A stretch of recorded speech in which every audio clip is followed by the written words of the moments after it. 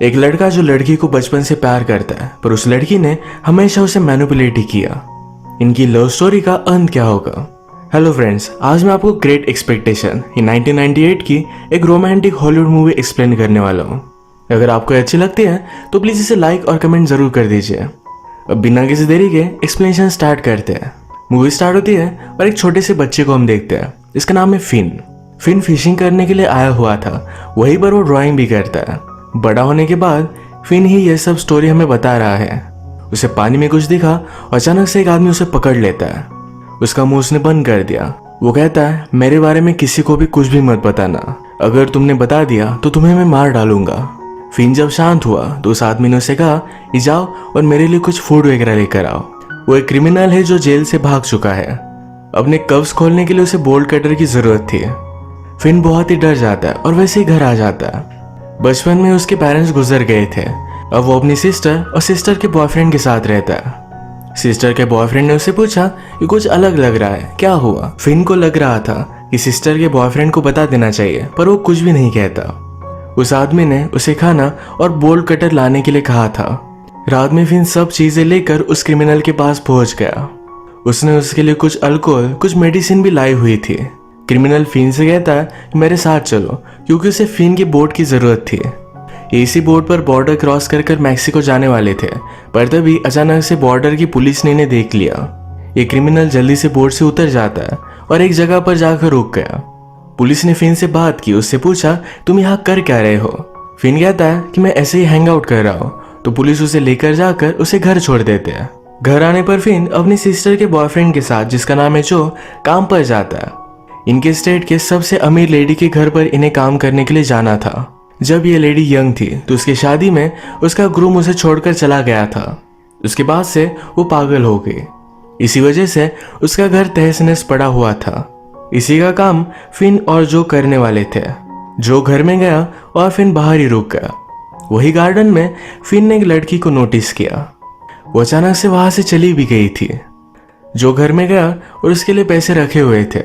कोई भी काम उसे नहीं करना पड़ा, तो उस लेडी पर बहुत हंसता है।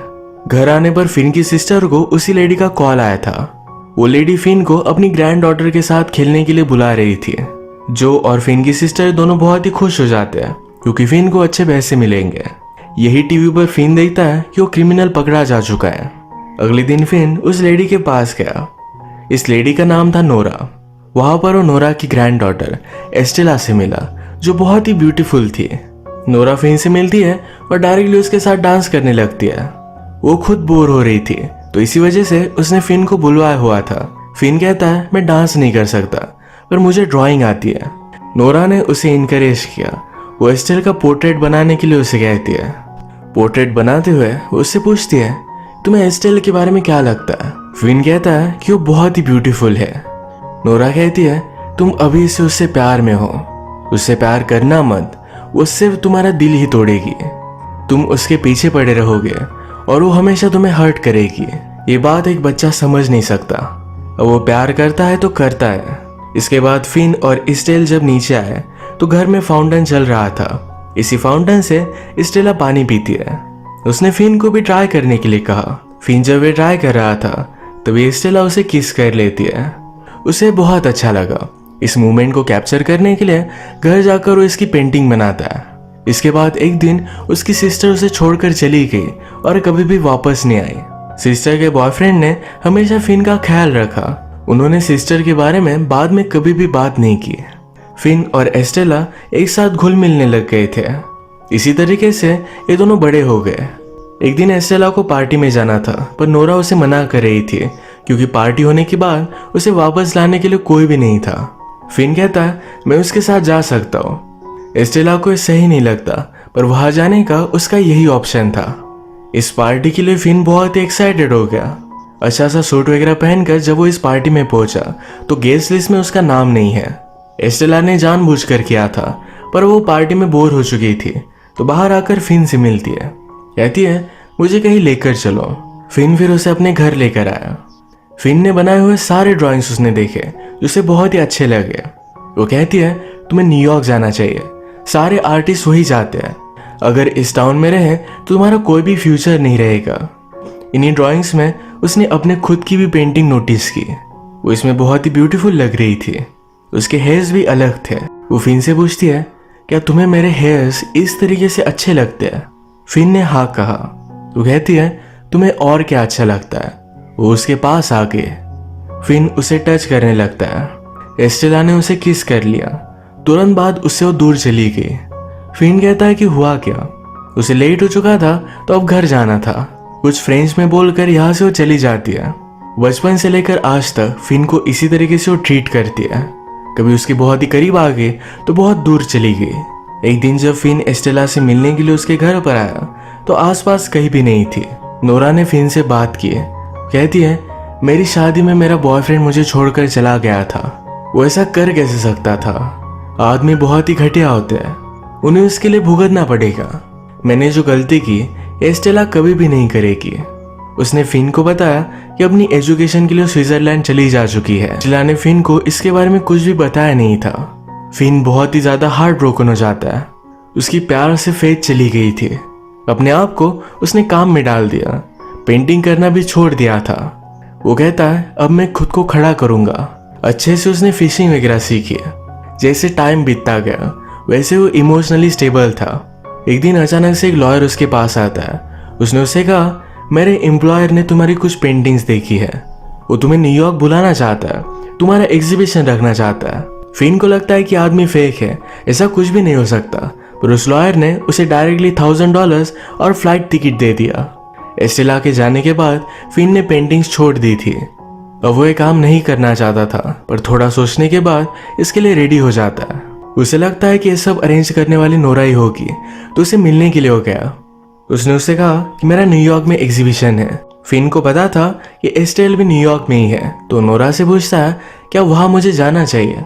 मेरा आर्ट एग्जीबिशन है। नोरा कहती है, ऐसी अपॉर्चुनिटी बहुत ही कम ही मिलती है, तुम्हें ले लेना चाहिए। अपने एग्जीबिशन के लिए मुझे भी इन्वाइट करना।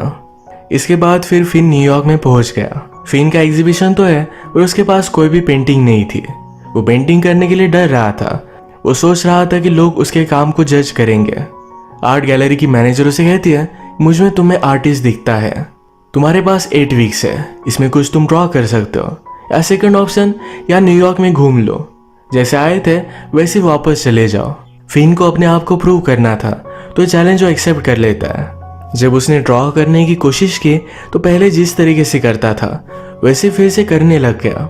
फिन रियलाइज करता है कि उसके पास एक गिफ्ट है कि उसने इग्नोर किया था, पर ये फिर से उसके पास वापस आ रहा है, तो इस अपॉर्चुनिटी को जाने नहीं देगा।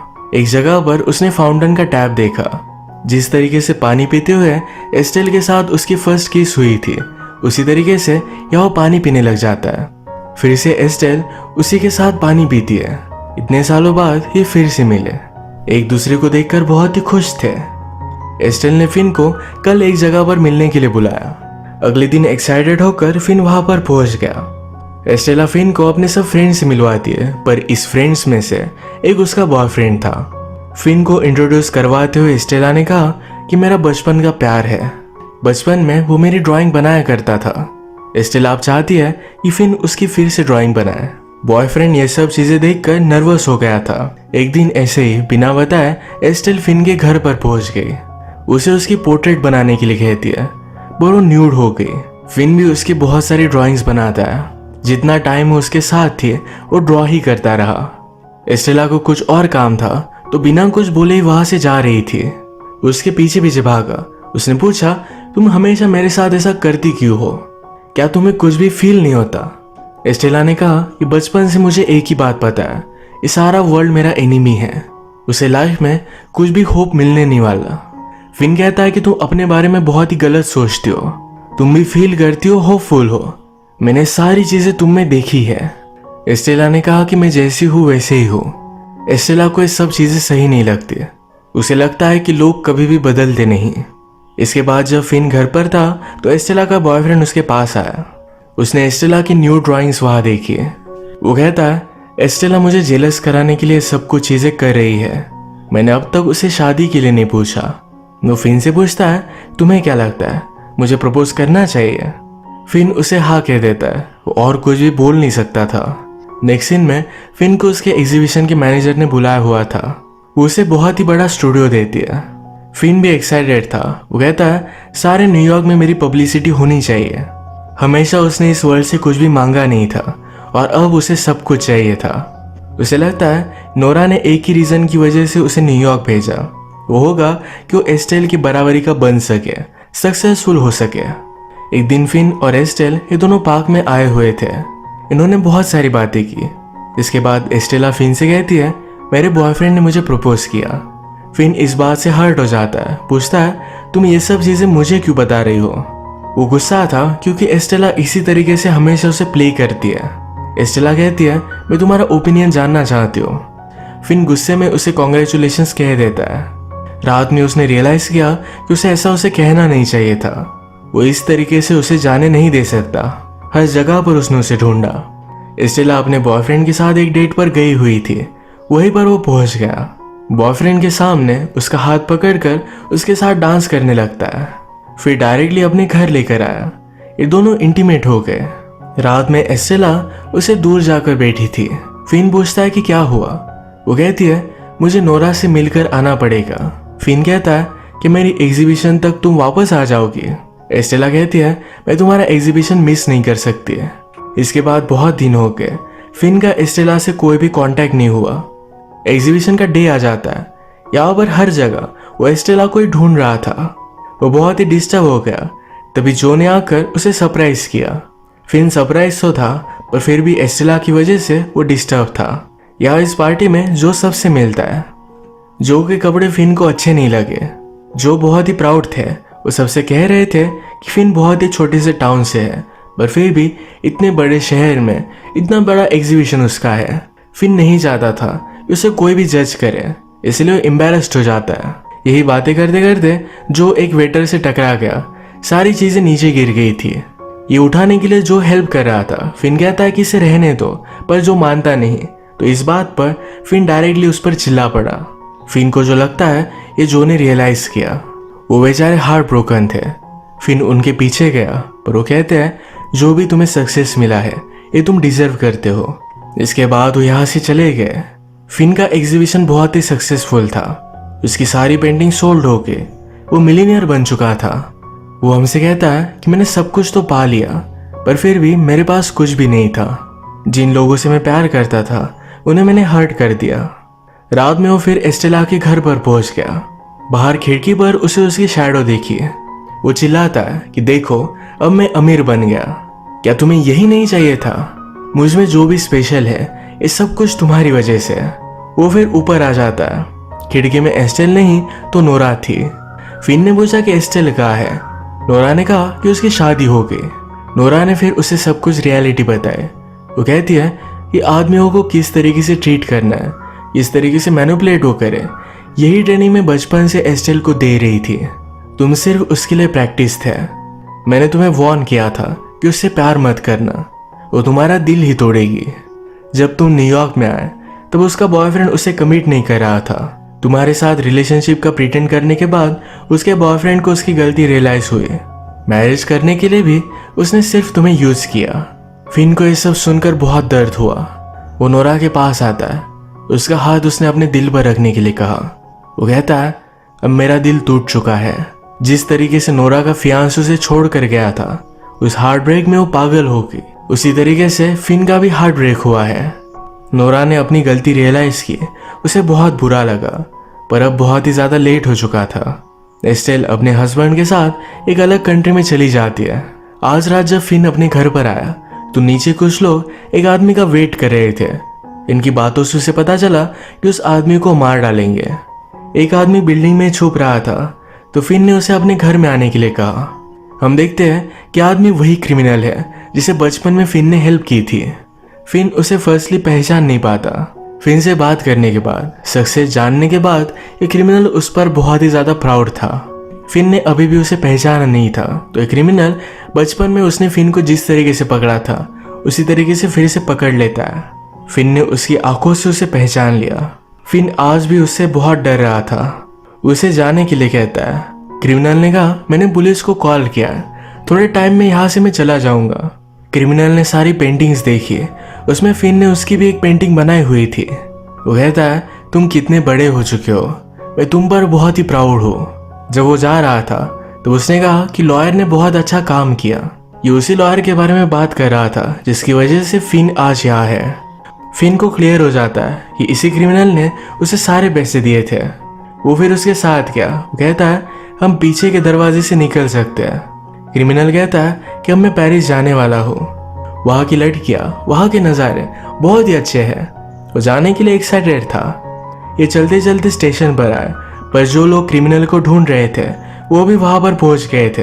ये जल्दी से ट्रेन में चढ़ जाते हैं। क्रिमिनल कहता है तुम्हें भी मेरे साथ आना चाहिए, हम दोनों बहुत एंजॉय करेंगे। पर तभी हम देखते हैं जो लोग इसे ढूंढ रहे थे ये ट्रेन में भी चढ़ चुके थे। ये आकर क्रिमिनल को मार डालते हैं। मरते मरते क्रिमिनल सब कुछ बताता है। कहता है मैंने लाइफ में बहुत सारी गलत चीज़ें की, पर सिर्फ एक बहुत अच्छी चीज़ की थी, तुम्हें न्यूयॉर्क भेजना। मेरे पास बहुत सारे पैसे थे, ये सारे मैंने तुम्हें दे दिए हैं। हमेशा तुम आर्टिस्ट की लाइफ जीना। इसका मतलब है फिन का सारा आर्ट एक क्रिमिनल ने ही बाय किया था। एक इलीगल वे से अपने सारे पैसे उसने फिन को दे दिए। फिन की बचपन की ड्राइंग बुक आज भी क्रिमिनल के पास थी। उसे पता था कि बहुत अच्छा ड्राइंग करता है। उसने फिन का टैलेंट बचपन में पहचान लिया था। फिन को बहुत बुरा लगा। उसी के पास क्रिमिनल की डेथ हो गई। आज फिन का सबसे बड़ा हार्ट ब्रेक हुआ था, पर उसे ये भी पता चला कि लाइफ ने उसे और एक चांस दिया है। पर क्रिमिनल चाहता था कि फिन हमेशा खुश रहे, वो उस पर प्राउड था। फिर इसके बाद फिन अपने घर पर जाता है। जो को उसने हर्ट किया था उसके पास फिर से वापस जाकर अपनी रिलेशनशिप सुधार लेता है। जो पर भी अब फिन की कोई भी रिस्पॉन्सिबिलिटी नहीं, तो उसने भी अपनी न्यू फैमिली क्रिएट कर ली है। वो भी खुश था। इसके बाद फिन पेरिस चला गया था। बहुत सालों बाद जब वो फिर से अपने टाउन में वापस आया तो फिर से नोरा का हाउस देखने के लिए जाता है। उसकी अपडेट हो चुकी थी। इस जगह पर कुछ और बनने वाला था। जिस गार्डन में एस्टेल उसे फर्स्ट टाइम मिली थी उसी पर उसे याद करता है। पर तभी एक छोटी सी लड़की वहाँ खेल रही थी। उसी का पीछा उसने किया। वो एक्चुअल में एस्टेल की बेटी है। एस्टेल भी इस घर को लास्ट टाइम देखने के लिए आई हुई थी। फिन को पता चलता है कि एस्टेल का अब डिवोर्स हो चुका है। एस्टेल फिन से मिलकर खुश थी। फिन अब और भी फेमस आर्टिस्ट बन चुका है। उससे कहती है आजकल मैं तुम्हारे बारे में बहुत सोच रही थी। उसने उसके साथ जो भी किया ये सारी चीजें उसे रिग्रेट कर दिया। वो पूछती है क्या तुम मुझे कभी माफ कर सकते हो। फिन कहता है क्या तुम मुझे जानती नहीं। वो हमेशा उससे प्यार करता आ रहा है। वो कभी भी उस पर गुस्सा नहीं हो सकता। इन दोनों ने एक दूसरे का हाथ थाम लिया। अब ये फर्स्ट टाइम रियलिटी में एक साथ थे। इसके पीछे और कोई प्लान नहीं था। यही पर ये मूवी एंड हो जाती है। एस्टेल एक फॉल्टी कैरेक्टर थी, पर फिन ने उसे हमेशा बहुत प्यार किया। धोखा होने के बाद भी फिन फाइनली उसे माफ कर ही देता है। एस्टेल जैसी भी हो ये फिन के लिए कंप्लीट है। ये स्टोरी जब वो बता रहा था तो उसे लगता है कि उसका एस्टेल के लिए प्यार यही इनफ है, उसे प्यार करे या नहीं। फाइनली अपने प्यार की जर्नी में उसे एक राहत मिली। इसी के साथ आज का वीडियो हम खत्म करते हैं। अगर आपको अच्छा लगा तो प्लीज़ लाइक कर दीजिएगा। मैं बहुत सारी मूवीज़ लेकर आता रहता हूँ, तो प्लीज़ इस चैनल को सब्सक्राइब कर दीजिए और बेल नोटिफिकेशन आइकॉन दबाना मत भूलिएगा। हम फिर से मिलेंगे और एक नई मूवी के साथ। तब तक के लिए थैंक यू और आप अपने आप का ख्याल रखिए।